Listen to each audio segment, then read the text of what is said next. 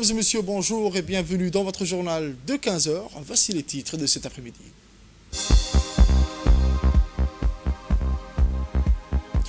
Le Premier ministre participe au 23e sommet du COMESA Bujumbura avec pour thème l'accélération de l'intégration régionale. Toujours dans l'actualité nationale, clôture en apothéose de la première édition du Forum régional de la jeunesse. Ensuite, aux nouvelles mondiales, au Moyen-Orient, 7 Israéliens ont été tués, 11 soldats ont été blessés par des missiles du Hezbollah. Les détails dans ce journal de 15 heures. Le journal au complet à présent, mesdames et messieurs. Je vous le disais dans le titre, arrivé à Bujumbura, Burundi, le mercredi 30 octobre 2024, le Premier ministre, son Excellence M. Abdelkader Kamel Mohamed, a pris part au 23e sommet des chefs d'État et de gouvernement du marché commun de l'Afrique orientale et australe, le COMESA, le jeudi 31 octobre 2024, sous la présidence du président burundais, son Excellence M. Évariste. Le thème retenu pour ces assises est accélérant l'intégration régionale par le développement des chaînes de valeur régionale dans les domaines de l'agriculture, résiliente au climat, de l'exploitation minière et du tourisme. Ce thème met en exergue la nécessité d'une intégration économique renforcée pour assurer la prospérité collective des États membres. Le COMESA est une communauté économique régionale en Afrique composée de 21 États membres formés en décembre 1994 en remplacement d'une zone d'échange préférentielle existant depuis 1981. Le COMESA constitue un cadre de discussion visant à améliorer le commerce, la coopération et l'intégration régionale. Les dirigeants présents ont unanimement exprimé leur volonté de renforcer le processus d'intégration régionale. Ils ont mis en avant l'importance de la libre circulation des biens et services au sein de l'espace COMESA, notamment dans les secteurs clés de l'agriculture résiliente au climat, de l'exploitation minière et du tourisme. La nécessité de résoudre les conflits internes des États membres par le dialogue a également été largement débattue, tout en reconnu que la paix et la stabilité sont des conditions essentielles pour assurer le développement et la prospérité de la région. Au cours de ce sommet, la présidence de la conférence du COMESA a été transférée à son Excellence M. Évariste, président de la République du Burundi. Celui-ci a adressé ses vives félicitations à son prédécesseur, son Excellence M.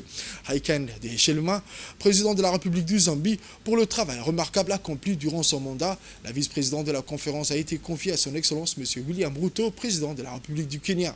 En marge de ce sommet, le ministre du Commerce et du Tourisme, M. Mohamed Warsame Diri, a rencontré la secrétaire générale du COMESA, Mme Chiliche.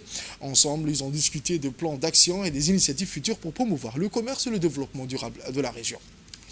Et donc, lors de son discours, le Premier ministre Abdelkader Kamel Mohamed a souligné l'importance du développement des infrastructures, des liaisons et de l'augmentation des échanges, intra-COMESA. Burundi est désormais président en exercice du COMESA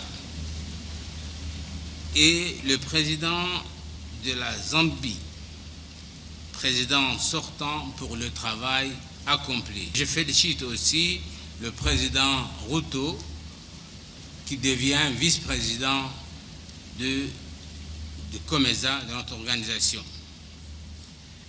La République de Djibouti, fidèle à ses engagements, se reconnaît pleinement dans le thème de ce présent sommet. Nous sommes persuadés qu'il est de notre intérêt commun de progresser dans cette vision stratégique et faire partie des marchés régionaux plus intégrés. Djibouti, en tant que nation, avec un potentiel touristique unique, voit dans le développement de la connectivité régionale une opportunité cruciale pour renforcer l'intégration et attirer davantage de visiteurs dans notre région de COMESA. Cependant, il est essentiel de mobiliser les financements nécessaires pour cette ambition. Djibouti est un pays stable et en paix, condition sine qua non pour l'intégration économique régionale. Nous avons aussi 11 câbles sous-marins qui traversent notre pays. Afin de relever ces défis, nous envisageons plusieurs pistes. Nous comptons d'abord sur des partenaires publics, privés, permettant de partager les coûts et les risques avec les secteurs privés pour accélérer la mise en place des infrastructures clés. En outre, nous sollicitons le soutien des banques et de développement régionales et internationales telles que la Banque africaine de développement et la Banque mondiale pour financer des projets ayant un impact régional majeur.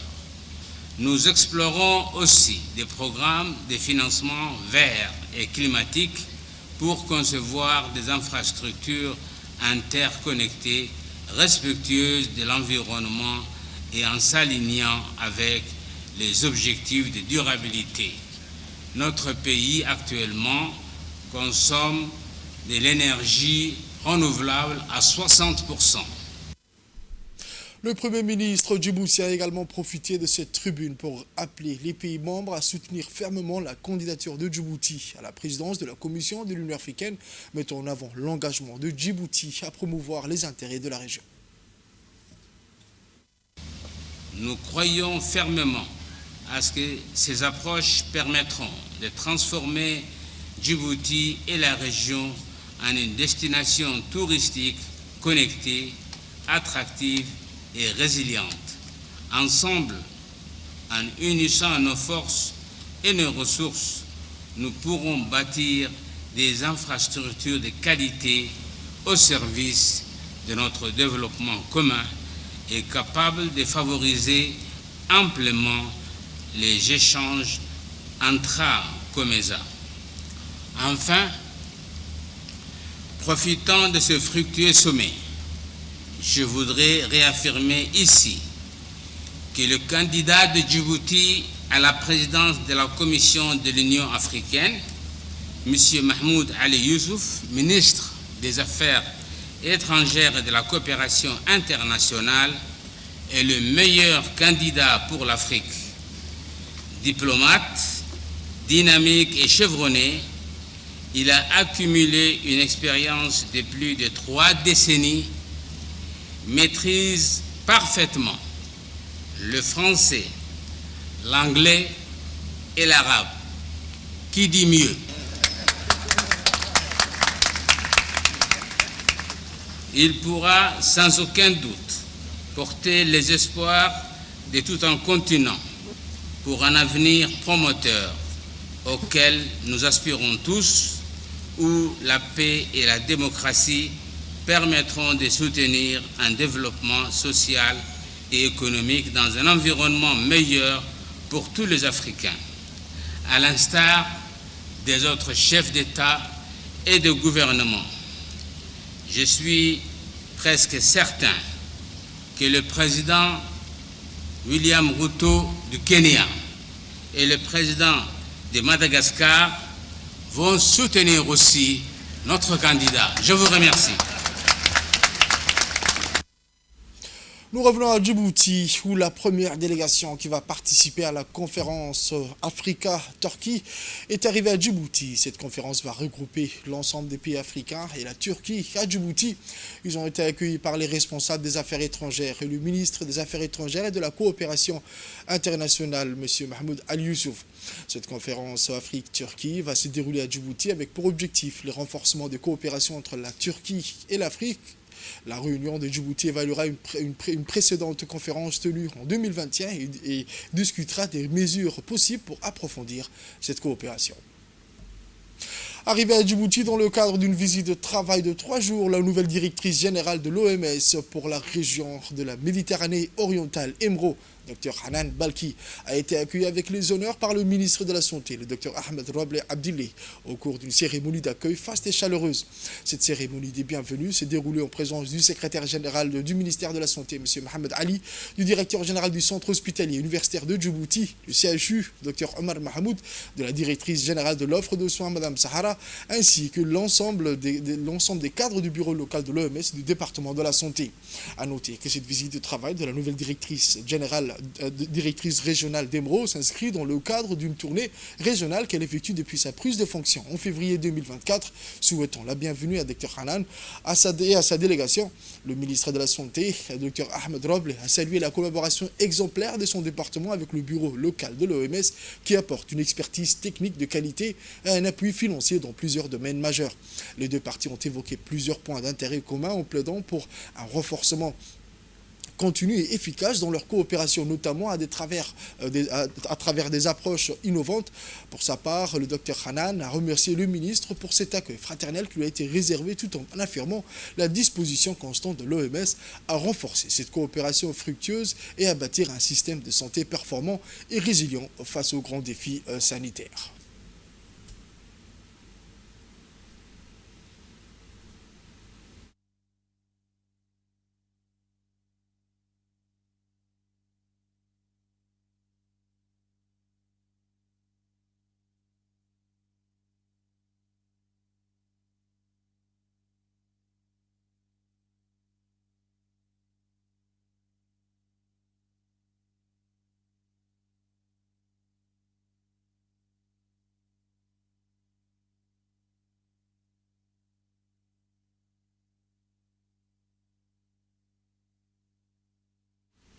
Dans l'après-midi, la rencontre de haut niveau se poursuivie au Sheraton Hotel autour d'une importante réunion de travail au cours duquel le docteur Balki et sa délégation ont assisté à une présentation générale du système de santé djiboutien ainsi que des grands axes du PNDS par la directrice générale de l'offre de soins, Mme Sahara Moussabouh.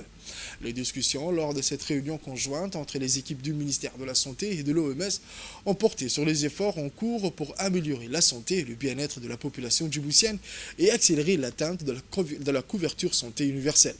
Le ministre de la Santé a réitéré la volonté de raffermir du gouvernement djiboutien à œuvrer davantage dans la réalisation de l'objectif national de la santé pour tous.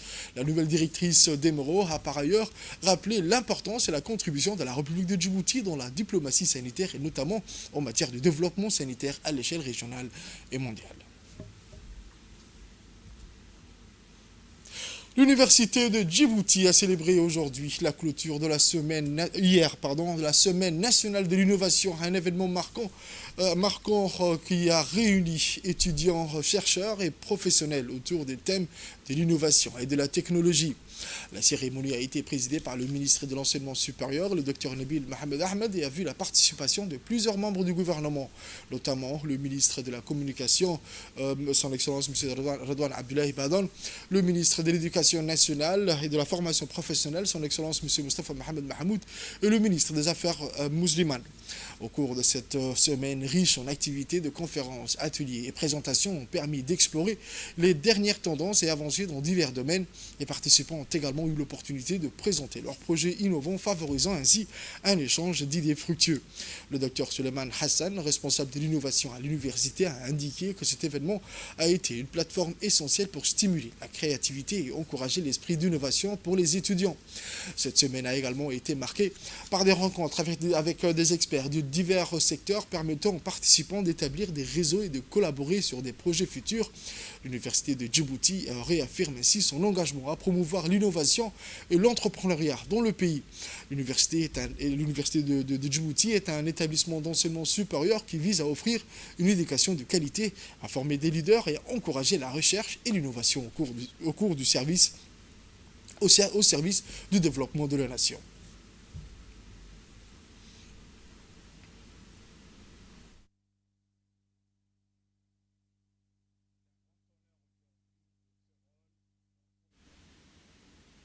Pays.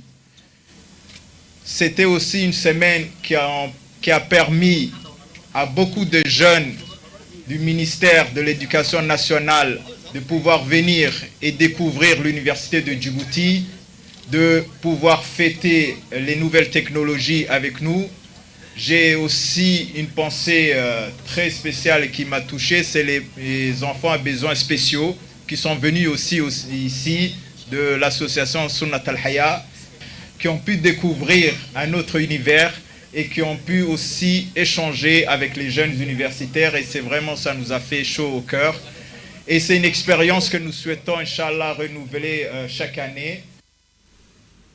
Le docteur Nabil Mohamed Ahmed a déclaré que cet événement a été une plateforme essentielle pour stimuler la créativité et encourager l'esprit d'innovation parmi les étudiants et les partenaires. Je commence toujours par remercier les gens qui ont participé, qui sont à l'initiative, qui ont travaillé sur ce projet-là. Mais je ne peux pas commencer sans remercier le président de la République qui, depuis la création de l'Université de Djibouti, il était le seul à y croire. Aujourd'hui, nous avons des étudiants, des ingénieurs, des chercheurs qui sont capables, et je le disais encore hier, avec beaucoup de fierté. Quand on voit d'où on est parti et où on est aujourd'hui. Hier, on parlait de modélisation mathématique à l'Université de Djibouti. Qui aurait cru il y a quelques années? Aujourd'hui, on parle d'innovation. Alors, innover, c'est essayer de trouver des solutions pour créer quelque chose de nouveau qui réponde à un besoin. Et c'est là aussi où il y a tout l'intérêt. De façon pratique, si je dois parler de ce que j'ai vu ce matin, je voudrais d'abord vraiment féliciter les jeunes. Je parle souvent de ma petite dompteuse de drone. Et tout à l'heure, on a vu un jeune. C'est vraiment inspirant. Inspirant parce qu'on se dit que finalement, avec un peu de moyens, avec une formation, on peut demain égaliser des États qui sont en avance par rapport à nous. Mais aujourd'hui, le numérique, la technologie nous permet de croire en nous et d'aller de l'avant. Nous avons tout à l'heure également montré de façon concrète, et là je donnerai tout à l'heure à chacun de mes collègues un petit mot de témoignage sur ce qu'ils ont vu. Je voudrais vraiment vous dire combien je suis enthousiaste d'abord sur la coopération qu'il y a avec l'éducation nationale et notamment sur les chargeurs qui ont été faits par nos techniciens, par la faculté d'ingénieurs, par nos ingénieurs, afin que nous achetions, que nous ne soyons pas uniquement des consommateurs, mais également des producteurs. C'est un premier pas. C'est un premier pas. Et aujourd'hui, le ministère de l'Éducation nationale et de la formation professionnelle va disposer des chargeurs, de tablettes. Mais ce n'est qu'un premier pas. J'ai vu également que pendant le Covid, nos étudiants de la faculté d'ingénieurs ont été créatifs par rapport à des masques, par rapport à des moyens de désinfection. Mais on ne s'arrêtera pas là. Le tout, ce n'est pas que ça reste une journée. Il faut vraiment qu'on aille de l'avant, qu'on croit en nous.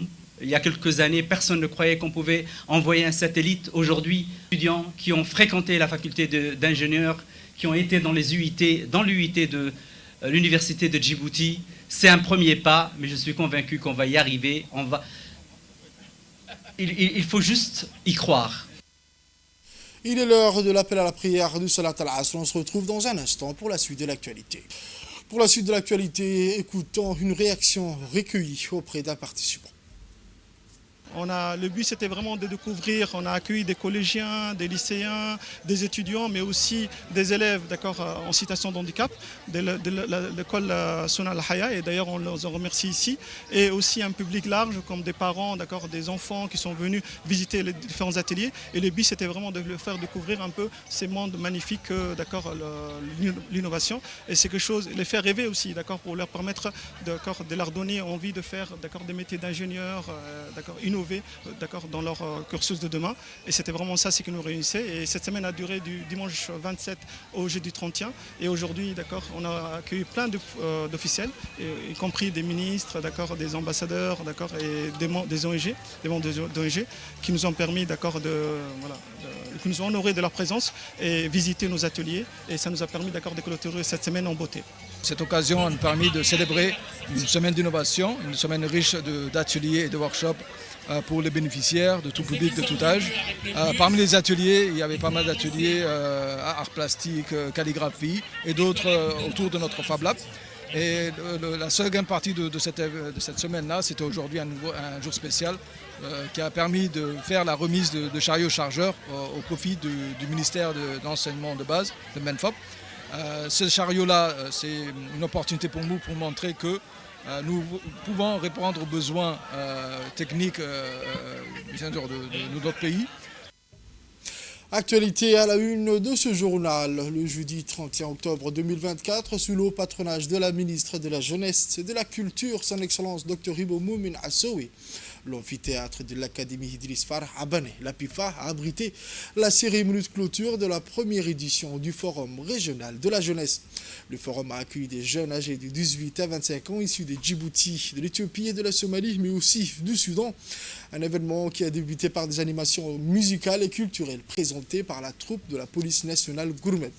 Après le mot du maître de cérémonie, suivi de la lecture du Saint-Coran, place à la présentation des recommandations et propositions de jeunes en 3 langues, en français, en anglais et en arabe, au terme des travaux d'ateliers thématiques dans le cadre des objectifs de la première édition du Forum régional de la jeunesse.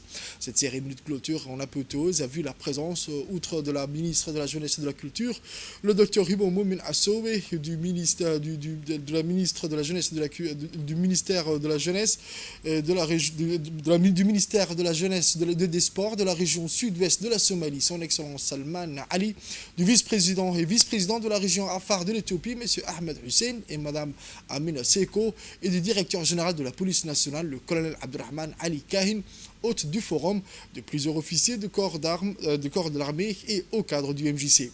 L'événement fut ponctué par une série de discours saluant les objectifs prometteurs d'impact positif au bénéfice des jeunes des pays frères de la Corne de l'Afrique. Les représentants des pays participants au Forum régional de la jeunesse ont mis l'accent sur la dimension de cet événement dont les fruits promettent les prémices d'une nouvelle ère pour une région apaisée et solidaire avec un environnement sain. Dans le cadre de ces objectifs, le Forum a débouché sur des recommandations probantes indiquant les voies et moyens d'améliorer le bien-être des jeunes concernant les enjeux des chansons musicales à consonance patriotique à la traditionnelle photo de famille a clôturé cette journée. Dans son intervention, le directeur général de la police nationale, le colonel Abdurrahman Ali Kahin, s'est déclaré honoré d'accueillir ce forum régional pour la culture de la paix, le bien-être social des jeunes et la protection de l'environnement. Je suis honoré de me retrouver aujourd'hui en face de cette jeunesse dynamique des pays de la région pour la cérémonie de la clôture de la première édition du Forum régional de la jeunesse, ayant comme thème cette année promouvoir une culture de la paix pour le bien-être des jeunes et la protection de l'environnement. Comme nous le savons, la jeunesse est le fer de lance du changement et le vecteur de transmission de la culture et de la cohésion sociale, socle de la fraternité et de l'unité. Ce forum a permis aux jeunes des pays de la région, tels que l'Éthiopie, la Somalie, le Soudan et Djibouti, de promouvoir une culture de la paix durable en favorisant le dialogue interculturel et la résolution pacifique des conflits. Durant votre séjour dans notre académie, vous avez échangé avec vos pairs sur des thématiques importantes telles que la lutte contre les produits illicites, la protection de l'environnement et la promotion d'un engagement actif. La protection de l'environnement n'était pas en reste car vous avez planté plus de 200 arbres au sein de l'Académie de police. À cet effet, la police de Djibouti dispose déjà d'une unité de protection et de l'environnement et de l'espace vert. Comme vous le savez tous, la jeunesse représente l'avenir de la région. Une jeunesse impliquée représente pour nos pays un gage d'un monde meilleur. Votre rencontre ici symbolise votre engagement pour solidifier la fraternité et la cohésion sociale. Enfin, la ministre, son Excellence Dr Hibo Moumin Assowe, a tenu à rendre un vibrant hommage au président de la République, son Excellence M. Ismaël Omar Guelleh, pour sa vision éclairée et pertinente en vue de bâtir une jeunesse actrice du développement social intégré et pour sa sagesse et ses expériences de résolution pacifique des conflits. Elle a salué ainsi aussi le dévouement de la première dame, Mme Kadra Mahmoud Haït. C'est avec un immense plaisir et une profonde fierté que Djibouti, terre de paix, terre de solidarité, terre d'accueil et de rencontre, vous accueille fraternellement en partageant avec vous toute la ferveur, de la solidarité et de l'hospitalité africaine. Vous avez séjourné pendant plusieurs jours au sein de la belle académie de formation d'excellence d'Idriss Farah Abaneh, laquelle a servi de cadre d'hébergement pour plus de 150 jeunes et encadrants qui ont pris part à cette première édition du Forum régional de jeunes des pays de l'Afrique de l'Est, placé sous le thème important cette année de promouvoir une culture de la paix pour le bien-être des jeunes et la protection de l'environnement. Cet événement s'inscrit en amont de la célébration de la Journée nationale et africaine de la jeunesse 2024, prévue le 4 novembre, et d'ores et déjà, on vous invite tous à être avec nous. Chers jeunes, vous représentez 70%, sinon plus, de la population de l'Afrique de l'Est et 40%, sinon plus, de sa part active, de la population active de l'Afrique de l'Est. C'est dire combien votre contribution, votre participation active est déterminante, voire indispensable pour une Afrique pacifique et prospère. Cet événement a été une plateforme unique d'échange, de partage, de co-construction. Ça vous a donné des belles opportunités pour débattre, discuter sur des thèmes cruciaux pour notre avenir et pour l'avenir de la planète. La paix, bien sûr, est en premier lieu, mais aussi le bien-être des jeunes et la protection de l'environnement, qui sont des engagements concrets que nous devons prendre ensemble pour relever le défi des changements climatiques et des conflits récurrents. Djibouti est une école pour la paix, pour l'unité, mais aussi pour la diversité culturelle. Et nous parlons souvent de l'unité dans la diversité. Ce forum fut une opportunité unique pour vous les jeunes de la région de mieux vous connaître, de sympathiser et surtout d'échanger vos idées et de se concerter, discuter sur les voies et moyens collectifs de construire ensemble un avenir meilleur. Djibouti a été honoré de vous accueillir et s'est réjoui de cet événement qui marque le début d'une belle aventure et d'un nouveau défi pour notre jeunesse. En vous souhaitant à toutes et à tous un bon retour dans vos pays et régions respectives, je déclare close la première édition du Forum régional de la jeunesse des pays de l'Afrique de l'Est. Sous la présidence du député, l'honorable Kamel Ahmed, la Commission pour le développement social et la protection de l'environnement a procédé jeudi 31 octobre 2024 à l'examen de différents projets. Ce reportage avec Fardouz.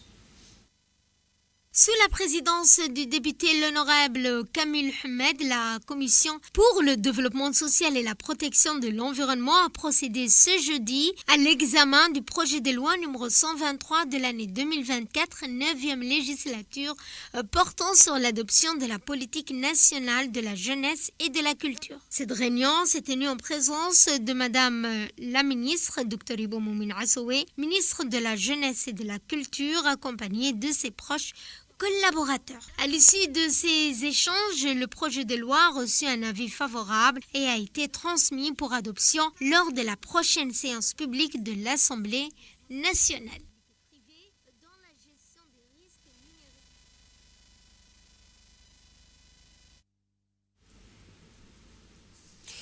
La 3e édition de la Semaine nationale de la cybersécurité s'est officiellement clôturée à l'hôtel Sheraton, organisée chaque année par l'Agence nationale du système d'information de l'État, l'ANSI. Toujours avec Fardouz. La 3e édition de la Semaine nationale de la cybersécurité.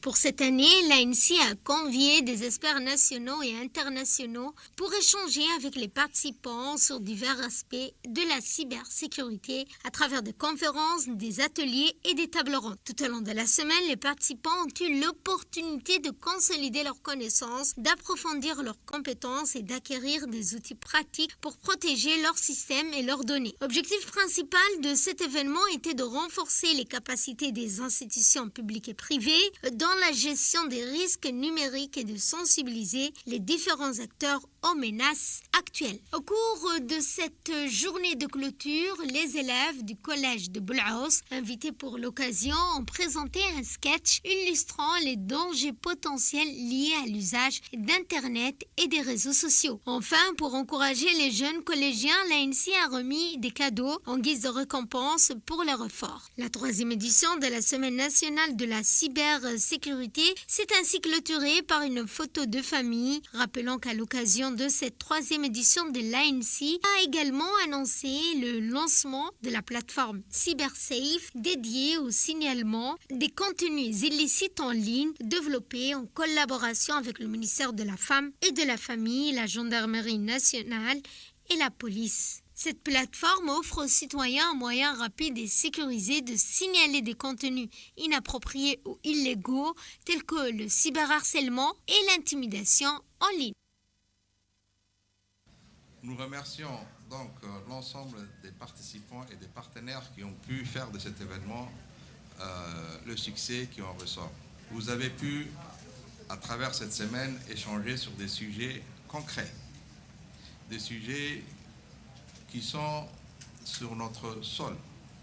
On n'a pas parlé des attaques ou de choses qui sont à l'étranger, on parle de notre problématique, une problématique qui nous touche tous à chacun, mais nous allons voulu changer de paradigme et aborder ces problématiques ensemble, et non pas chacun dans son coin, en silo, comme on a souvent l'habitude, et on le voit encore dans nos habitudes. Nous allons écouter à présent les propos du secrétaire général du gouvernement, M. Almis. On arrive aujourd'hui au terme de nos travaux et de la 3e édition de la Semaine nationale de la cybersécurité qui s'inscrit désormais comme un véritable rendez-vous attendu et apparemment apprécié par tous. Les retours qui m'ont été faits sont que durant cette semaine, vous avez pu réaliser des échanges intéressants. Les thématiques et les ateliers ont, semble-t-il, été captivants. Et la qualité des discussions ont permis d'enrichir votre compréhension, notre compréhension, la compréhension pour tous ceux et celles qui vous ont suivi et qui ont suivi les débats sur les défis auxquels nous sommes confrontés. Ces défis auxquels nous sommes confrontés, nous le sommes confrontés de manière individuelle. Nous le sommes confrontés de manière sectorielle.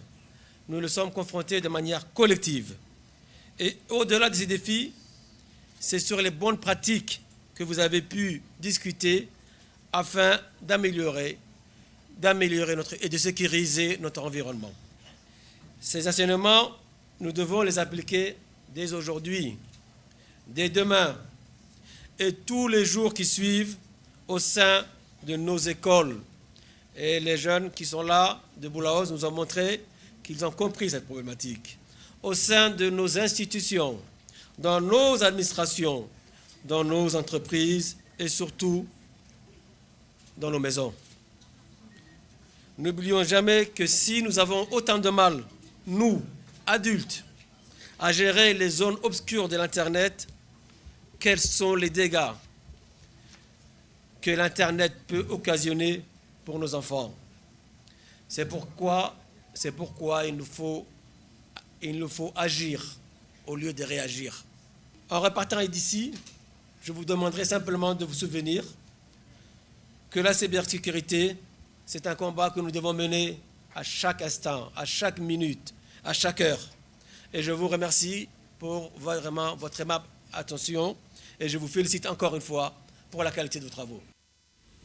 Direction Île Moucha, où l'Agence nationale du tourisme, en collaboration avec l'opérateur Aqua Club Diving, a organisé une sortie en mer à Île Moucha au profit de quelques soixantaines de lycéens issus du lycée d'État de Djibouti et celui du Gobod, accompagnés de leurs enseignants ou responsables de leur établissement. Avec le soutien technique de la garde-côte djiboutienne, avec un dispositif de sécurité optimale, une importante délégation des lycéens ont embarqué tôt le matin au bord des patrouilleurs l'heure pour une sortie à Île Mouchard, Ayan, avant de rejoindre l'île vers 9h30 du matin. Ils ont profité d'une journée placée sous les signes de la détente dans le cadre idyllique réputé de la plage des mangroves. Des activités ludiques et des natations ont été organisées et les jeunes enfants ont pu profiter pleinement de l'environnement exceptionnel de cette plage encadrée par les professionnels de l'AND et de l'Aqua Club qui ont tout mis en œuvre pour faire de cette journée une occasion mémorable. La forêt de la mangrove semblait être une aventure sans précédent pour certains. Lors de cette sortie en mer, vêtus en blanc, les jeunes lycéens, derrière les guides de l'association Plongeurs Aqua Club, ont pris la direction vers la forêt de mangrove qui se trouve à moins de 3 km au nord de cette île. On a fait beaucoup de choses, nous avons nagé et allé faire une randonnée ainsi que nous avons fait d'autres choses. Ainsi nous avons traversé une forêt de mangrove, nous avons découvert d'autres espèces d'animaux et végétaux. Ainsi, nous avons visité aussi les eaux du lac. Après, nous avons pris des photos, ainsi qu'on a retourné chez nous. Direction Alice Abillé, où une cérémonie dédiée à la célébration de la Journée internationale de la fille s'est déroulée au collège d'Alice Abillé. Une journée qui a été placée sous le thème « La vision des filles pour l'avenir » a vu la participation enthousiaste de nombreuses personnalités, dont la préfète adjointe Mme Saïda Wabri Assowe, du vice-président du conseil régional, des représentants de l'UNICEF et de l'ONG PLE, de l'inspecteur régional, des membres de l'équipe d'encadrement pédagogique. Cet événement riche en couleurs et en divertissement a donné l'occasion au groupe d'élèves issus des écoles de base et collèges de la région de présenter des activités d'animation telles que des sketchs et des poèmes mettant en relief les potentiels de la fille, des chants et des danses folkloriques s'ajoutaient. À l'issue de cette cérémonie, les officiels ont souligné lors de leur intervention les efforts louables consentis par le MENFOP pour assurer le développement éducatif et social des enfants et notamment au défi. À la fin de la cérémonie, des trophées ont été remis aux équipes féminines ayant remporté le tournoi de football organisé en l'honneur de la célébration de cette journée.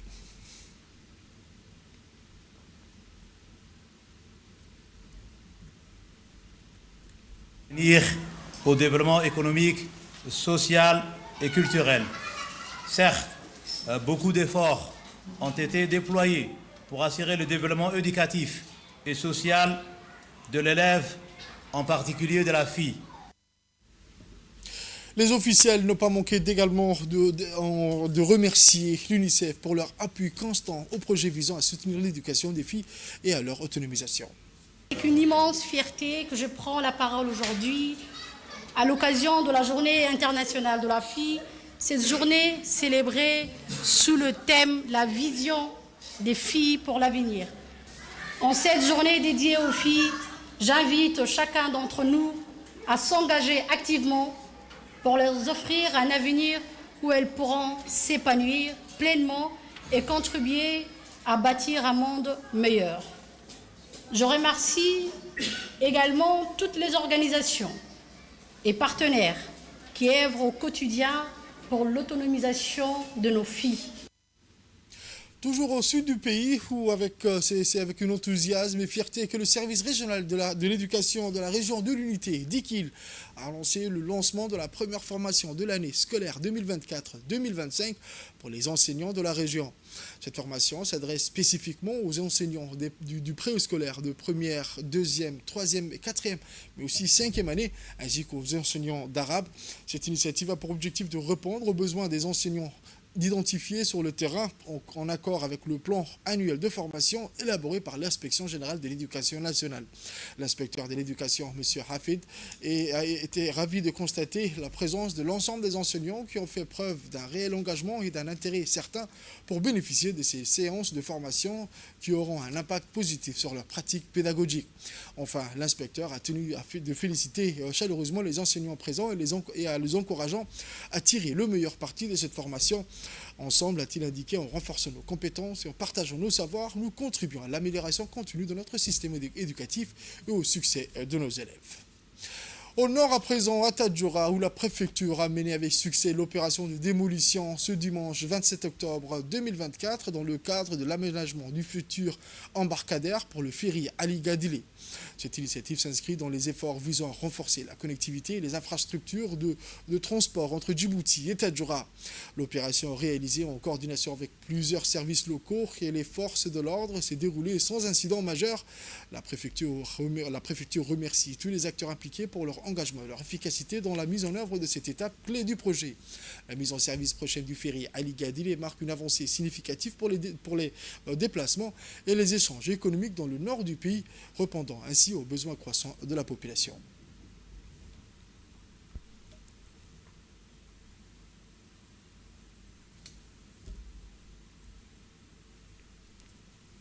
Sport à présent, la salle de réunion du ministère des Finances a accueilli une formation technique pour juge-arbitre organisée par la Fédération djiboutienne de la Nation sous l'égide du secrétariat d'État chargé des sports. Cette initiative a réuni une trentaine de jeunes filles et garçons, illustrant ainsi l'engagement en faveur de la formation et du développement des compétences dans le domaine sportif. La cérémonie d'ouverture a été animée par M. Mostafa Ismail, directeur de l'administration générale du secrétariat d'État chargé des sports, en présence de M. Abshir Ali, directeur des sports, ainsi que de plusieurs membres de la fédération. Cette formation a été animée par deux experts de la Fédération de la natation, M. Dabalé et M. Idriss, qui ont su partager leur expérience et leurs connaissances. Cette initiative démontre l'engagement de Djibouti envers le développement du sport ainsi que les jeunes talents qui bénéficient des meilleures formations disponibles.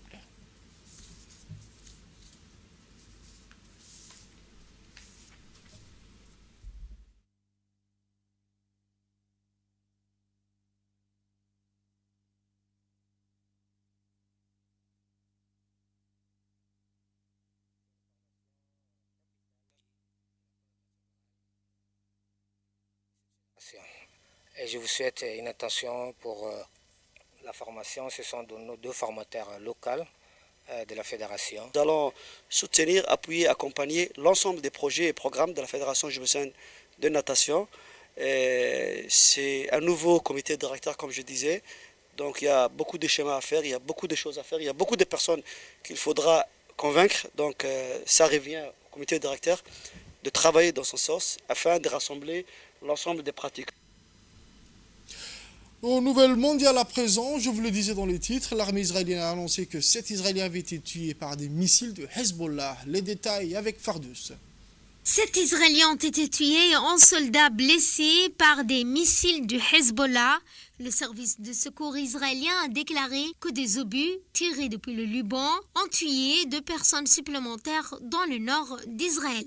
L'armée israélienne a déclaré qu'au moins 25 missiles sont entrés en Israël en provenance du Liban. Cette attaque survient quelques heures seulement après que des responsables de la ville de Metulia, dans le nord d'Israël, ont annoncé la mort de 5 personnes, dont 4 travailleurs étrangers. En revanche, 11 personnes ont été tuées et 3 autres blessées jeudi lors de raids israéliens sur le sud et l'est du Liban, selon l'agence de presse officielle libanaise. À son tour, le Premier ministre libanais a dénoncé plus tôt dans la journée l'avertissement de l'armée israélienne aux civils d'évacuer des villes entières, considérant qu'il s'agit d'un crime de guerre supplémentaire. C'est tout pour ce journal de 15h, mesdames et messieurs. Merci à vous de l'avoir suivi et restez avec nous pour la suite du programme sur Télé Djibouti.